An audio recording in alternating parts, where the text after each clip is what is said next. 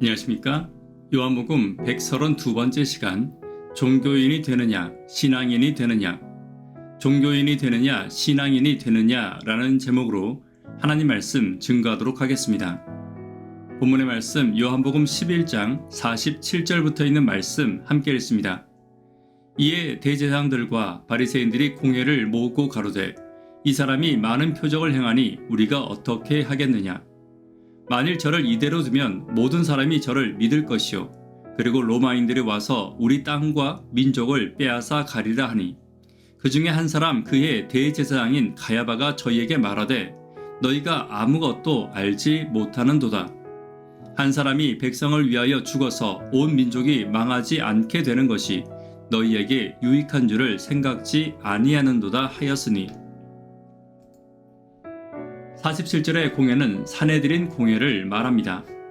미신화의 기록에 의하면 사내들인의 기원은 하나님이 모세에게 민수기 11장에서 이스라엘 장로 70인을 데려오라고 명령한 데서 소급된다고 이야기하고 있지만, 공회의 정확한 기원은 명확하지 않습니다. 요세포스에 의하면 사내들인은 본래 바리새인들이 사두개인들을 견제하기 위해 만든 원로회의였고, BC 223년부터 시작되었지만, 유대가 로마의 식민지가 되고 난 후 부활도 영생도 믿지 않는 사두개인들이 로마에 의해 제사장으로 임명되면서 사내들인에 합세하게 된 것이었습니다. 그러므로 공회의 구성원들은 대제사장으로 대표되는 사두개파와 바리새파로 구성되고 집행되고 있었습니다. 그런 유대인들을 대표하는 집단이기도 했고, 유대인들의 신앙적 질서와 사회적 질서를 함께 유지하는 종교적인과 동시에 정치적인 역할도 겸하고 있었습니다. 그러한 그들이 예수를 어떻게 처리할까에 대해서 논의하고 있는 것입니다. 마땅히 신앙을 돕고 질서를 도와야 할 그들이 자신들의 이익에 매달려 잘못된 신앙을 하게 되었고, 그 잘못된 신앙으로 백성들을 지도하고 있는 것입니다. 그렇다면 이러한 잘못된 신앙이 우리 주변에도 있을 수 있습니다.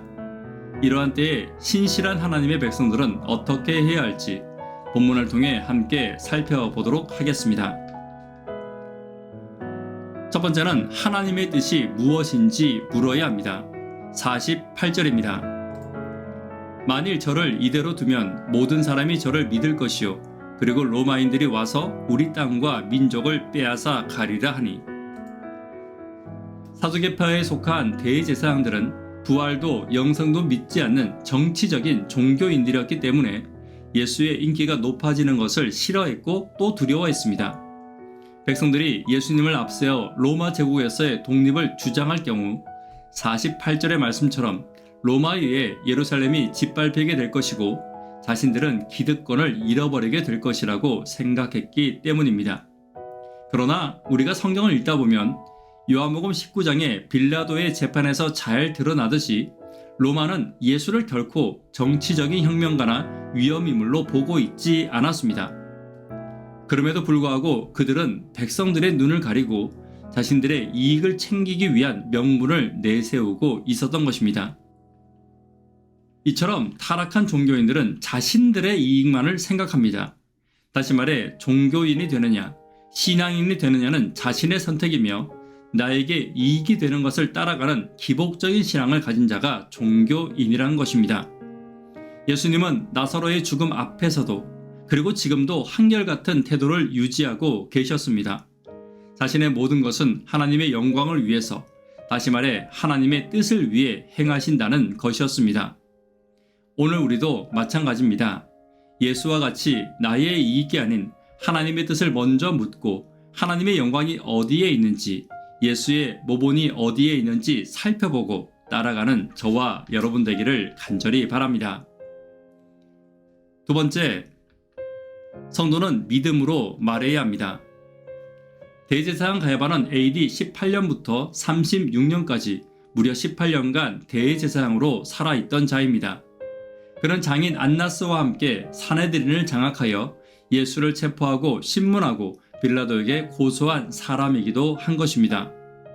그런데 49절에 가야바는 공회원들에게 너희가 아무것도 알지 못하는도다 라고 책망하고 있습니다. 여기에서 아무것도 알지 못한다는 말은 무식하고 어리석은 바보 같은 자들이라는 의미를 가진 욕설입니다. 대제사장은 하나님의 뜻을 전달하는 자입니다. 누구보다도 하나님을 본받아 거룩하고 사랑이 많아야 하는 자인 것입니다. 그러한 그가 공회원들이 빨리 결정을 내리지 못하자 교만한 자세로 같은 공회원들에게 어리석고 무식한 자들이라고 욕하고 책망했던 것입니다. 그렇다면 지금 가야바의 말처럼 예수님을 죽임으로써 자신에게 그리고 유대인들에게 유익을 끼쳤는가 하는 것입니다. 결과는 정반대입니다. 예수님을 죽임으로써 온 민족이 망하는 길로 인도하고 만 것입니다.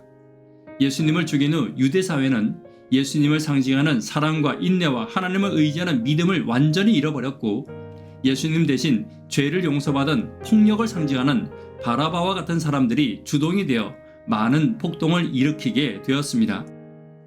이에 로마는 유대를 멸망시키기로 결정하고 주후 70년 티투스 장군을 보내 110만 명에 이르는 유대인들을 학살하고 성전을 파괴하고 폐허로 만들고 수많은 유대인들을 노예로 잡아갔습니다.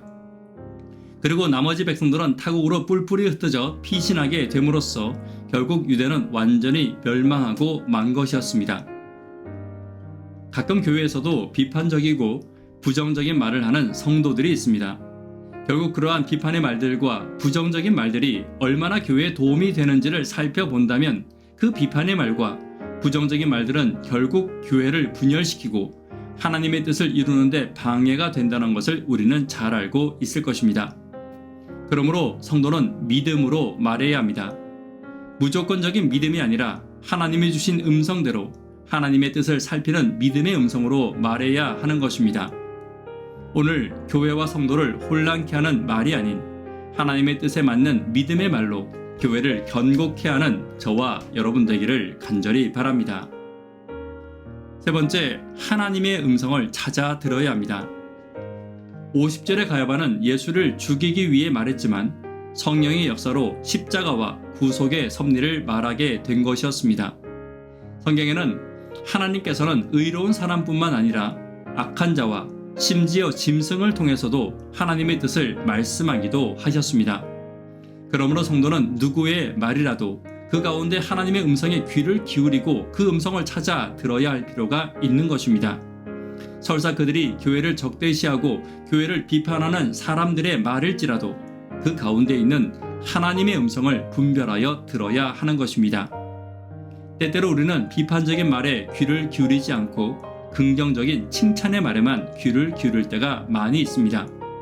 그러나 진정한 믿음은 하나님의 뜻을 알고 하나님의 뜻을 분별하여 행하는 믿음임을 잊지 않는 저와 여러분 되기를 간절히 바랍니다. 말씀에 결론 맺도록 하겠습니다. 잘못된 신앙이 우리 주변에 있을 때 신실한 하나님의 백성들은 어떻게 해야 할지 본문을 통해 함께 살펴보았습니다. 성도는 하나님의 뜻을 물어야 합니다. 성도는 믿음으로 말해야 합니다. 성도는 하나님의 음성을 찾아 듣는 자들임을 잊지 않는 저와 여러분 되기를 간절히 바랍니다. 기도 제목 함께 나누도록 하겠습니다. 새생명 축제를 위해 기도 부탁드립니다. 교회와 개인의 성령 임재를 위해 기도 부탁드립니다. 구도자분들을 위해 기도 부탁드립니다. 학생, 청년, 어린이를 위해 기도 부탁드립니다. 새벽기도와 영버TV를 위해 기도 부탁드립니다. 하나님의 뜻을 분별하여 따라가기를 기뻐하는 신앙인이 되기를 기도 부탁드립니다. 이 시간 개인적으로 기도하도록 하겠습니다. 감사합니다.